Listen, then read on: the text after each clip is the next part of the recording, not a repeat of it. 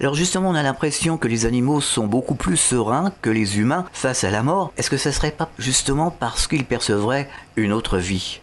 Bon, alors là, c'est une question aussi évidemment à laquelle je ne vais pas pouvoir vous répondre d'une façon générale. Certains animaux sont très subtils et d'autres le sont beaucoup moins. Nous sommes dans une diversité, en plus une diversité d'espèces qui est infiniment plus grande que la diversité des cultures humaines.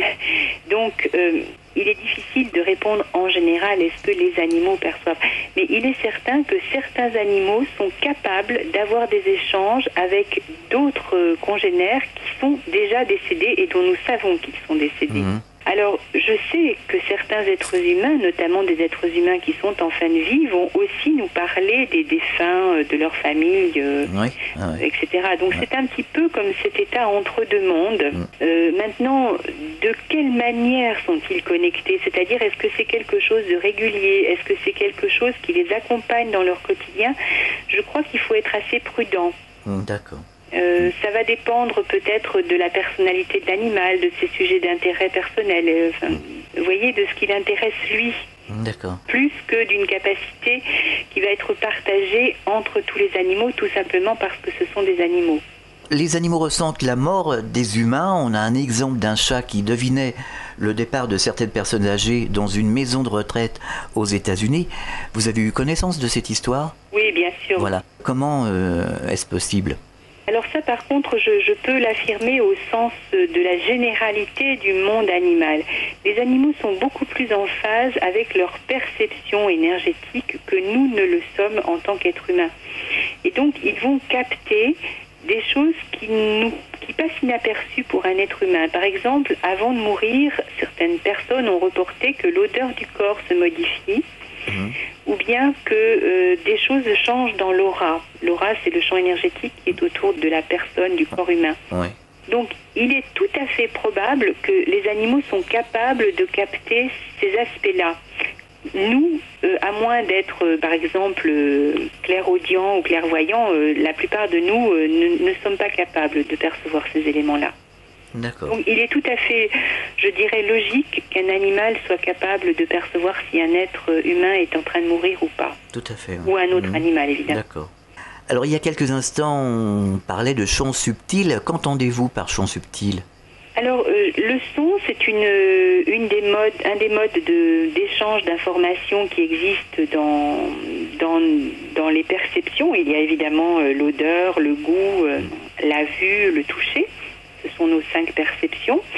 Nous pouvons les connaître grâce à nos organes des sens vis-à-vis de notre monde extérieur, mais il est tout à fait possible aussi de connaître l'expérience du son ou de la vue, etc., à l'intérieur de nous. C'est ce qui se passe dans un rêve.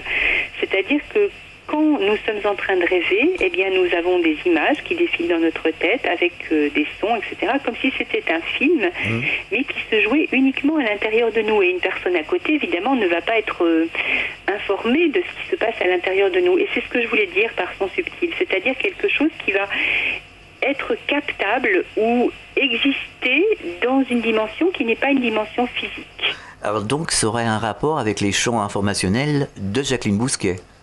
Absolument. Nous sommes probablement en train de définir la même chose avec des mots différents, mais comme il n'y a pas une définition universellement acceptée, eh bien on essaie de décrire au mieux cette dimension qui n'est pas encore très très explorée.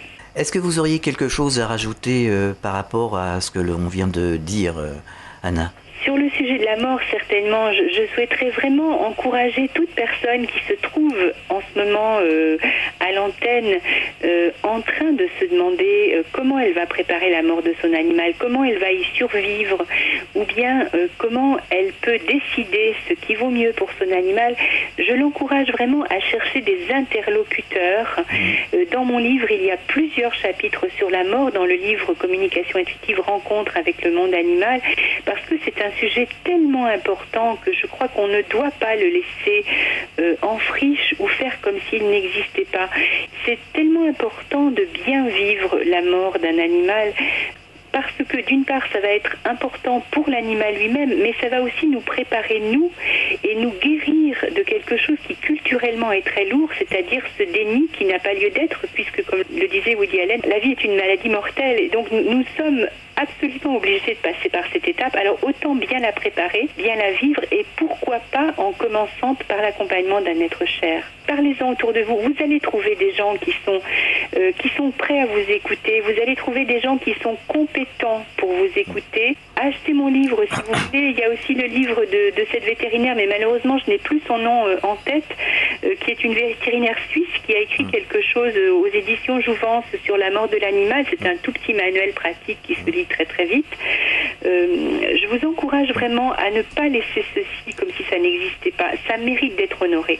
Et peut-être avant tout, que ce soit pour les humains ou pour les animaux, apprendre la réalité de la mort.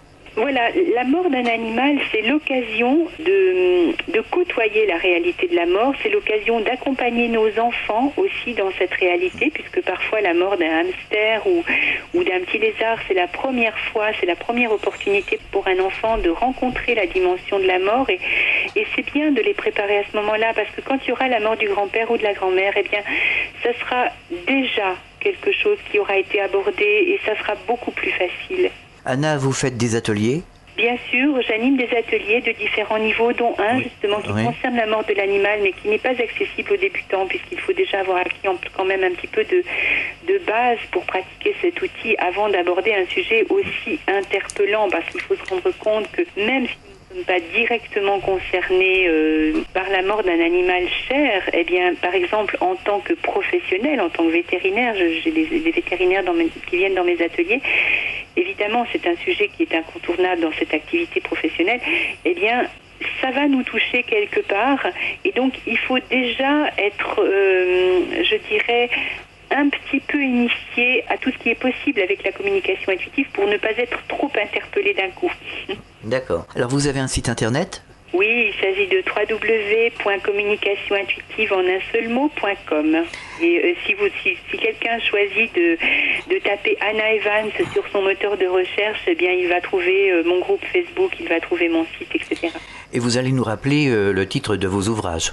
Oui, alors il s'agit de Communication intuitive, rencontre avec le monde animal, qui est disponible à l'heure actuelle uniquement sur mon site ou lors de mes conférences et ateliers. Et le prochain s'appelle L'esprit des vaches. Et ça, c'est un livre qui concerne la vie d'un troupeau de bovins et tout ce qu'il peut avoir envie d'exprimer vis-à-vis de l'être humain, qui est parfois plein d'humour et parfois plein de profondeur. Anna Evans, merci. À une prochaine fois sur Fréquence Évasion pour développer un autre thème concernant la communication intuitive avec les animaux. Je vous remercie. À très bientôt. Au revoir.